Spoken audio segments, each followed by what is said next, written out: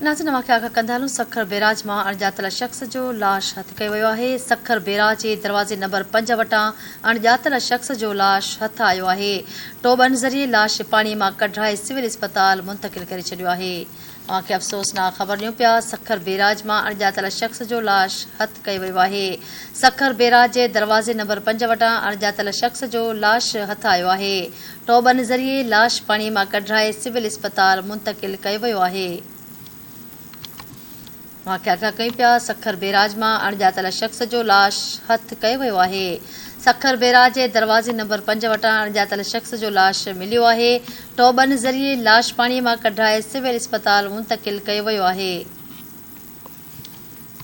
अफ़सोसनाक ख़बर मूंखे ॾियूं पिया सखर बैराज मां अणॼातल शख़्स जो लाश हथ कयो वियो आहे। सखर बैराज जे दरवाज़े नंबर 5 वटां अणॼातल शख़्स जो लाश हथ आयो आहे। टोबन ज़रिए लाश पाणीअ मां कढाए सिविल अस्पताल मुंतक़िल कयो वियो आहे।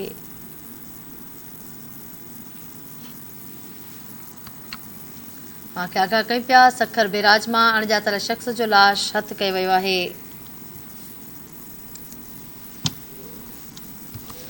सखर बैराज जे दरवाज़े नंबर 5 वटां अणॼातल शख़्स जो लाश हथ आयो आहे। टोबन ज़रिए लाश पाणीअ मां कढाए सिविल अस्पताल मुंतक़िल कयो वियो आहे। सखर खां धरती टीवी न्यूज़ जो रिपोर्टर मोरो महर लाइन ते मौजूद आहे। जी मोरो ॿिया कहिड़ा तफ़सील आहिनि?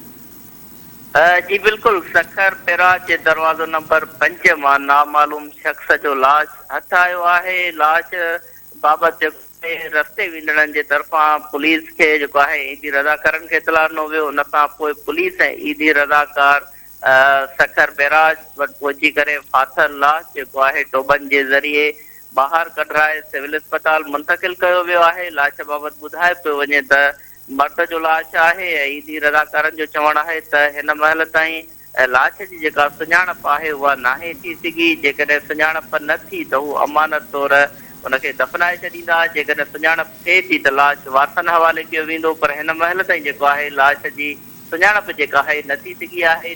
उन बाबति का पुलिस जे तरफ़ां का पधिराई या ॼाण जेका आहे नाहे ॿुधाई वई त छा उनखे तशदद करे मारियो वियो आहे या उनजे असांजे लाश जो जेको मौत जो कारण आहे उहो कहिड़ो आहे हिन वक़्त में का ख़बर बि न पइजी सघी आहे न ई का सुञाणप थी आहे। जी ठीकु आहे, वॾी महिरबानी तफ़सीलनि जे लाइ।